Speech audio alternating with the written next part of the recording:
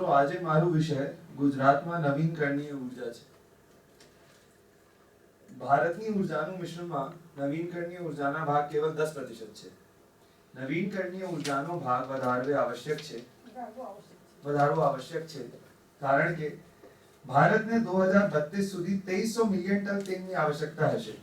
વિશ્વનું તાપમાન વધી રહ્યું છે, ભારતનું આયાત બિલ વધી રહ્યું છે. આપણે ગુજરાતને વાત કરીએ તો ગુજરાતને ઘણો મોટો સાગર તટ છે. સૂર્યપ્રકાશ વિપુલ પ્રમાણમાં પ્રાપ્ય છે. ટેરી અનુસાર ગુજરાતની સંપૂર્ણ ક્ષમતા 750 ગીગાવોટ છે અને ગુજરાત નવીનકરણીય ઉર્જામાં ભારતનું કેન્દ્ર બની શકે છે. So we'll see the different forms of energy that are there. So first is સૌર ઉર્જા, solar energy.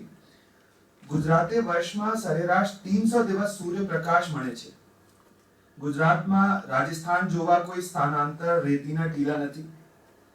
ખૂબ વિશાળ જમીન જાડી રહી છે. ઘણું પાણી ઉપલબ્ધ છે. સૂર્યપ્રકાશના ક્ષેત્રમાં નર્મદા નહેર છે. Why this is important that water is available in some of the most lighted areas is because if you look at concentrated solar power, that generation technique, that requires a lot of water as well along with sunlight. So there is Narmada Canal which facilitates this.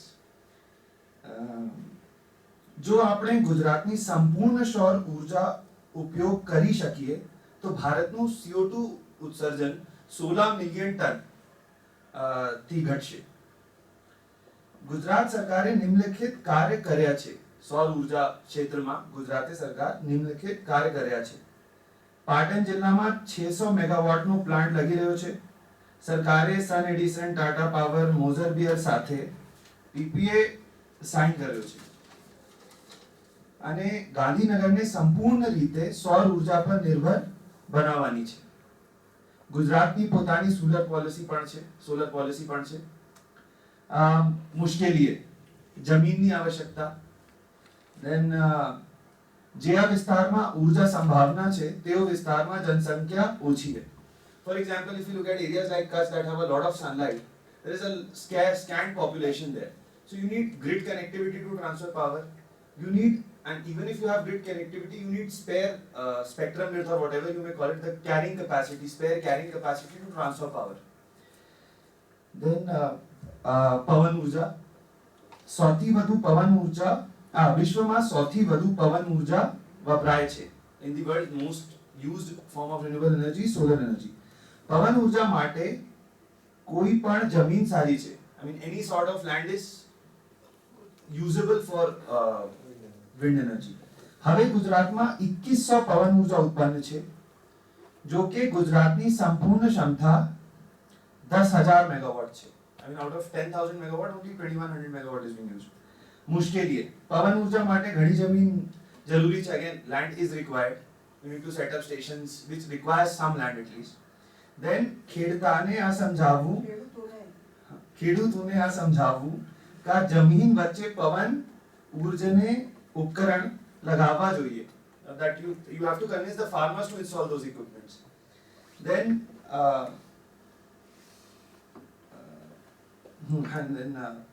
again, transport is a problem. You need to at least transport the equipments. The equipments are quite heavy. You need to transport equipments, so you need connectivity. Not just grid connectivity, but also transport connectivity, which is not there in Kutch etc. regions or the coastal areas where the potential is high. Then biomass ઉર્જા. ગુજરાતમાં પ્રતિવર્ષ 150 million ton biomass પેદા થાય છે, જેમાંથી માત્ર 18% ઉપયોગથી વીજળી બનાવી શકીએ છીએ बिना लोकोनी आदतमा बदलाव लावे. Without changing the habits of the people, even if you divert 18% of the total biomass that is generated, you can divert it for generation of biomass without changing the habits of the people. I mean that's what I intended to say. I don't know if I said that or not. मुश्किल यही है.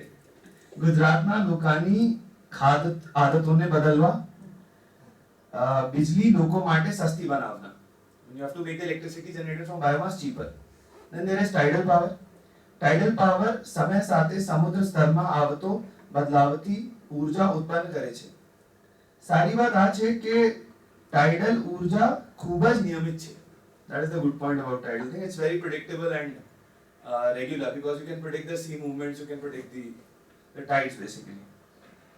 એનો પ્રયોગ દરિયા કાંઠાના પ્રદેશમાં વીજળી And what I mean to say is that coastal towns can use this to augment their electricity supply. Then મુશ્કેલી tidal power ની તકનીક હજુ વિકાસ પામેલ નથી. Then સમાપનમાં અમે કહી શકાય છે ગુજરાતમાં નવીનીકરણીય ઉર્જાની ખૂબ ક્ષમતા છે જેના ઉપયોગ માનવ કલ્યાણ માટે થઈ શકે છે. I mean, you can use the potential for the development of Vishal, Gujarat is already energy surplus state. Yes. So, what do you think that why should Gujarat invest more in energy? See, first of all, as I told earlier, the import bill is increasing. The conventional power is getting costly. You're generating a lot of energy, but again, it is getting costly time by time. The fossil fuel is becoming scarce. And ultimately, you can't deal such problems in the context of just Gujarat. You have to have a global perspective. Globally, or even at the level of India, the fossil fuels are getting scarce. The pollution is increasing, the global temperatures are rising. Then Gujarat being such a littoral state, having such a huge coastline, it needs to do something about global warming, and maybe that could be its share too.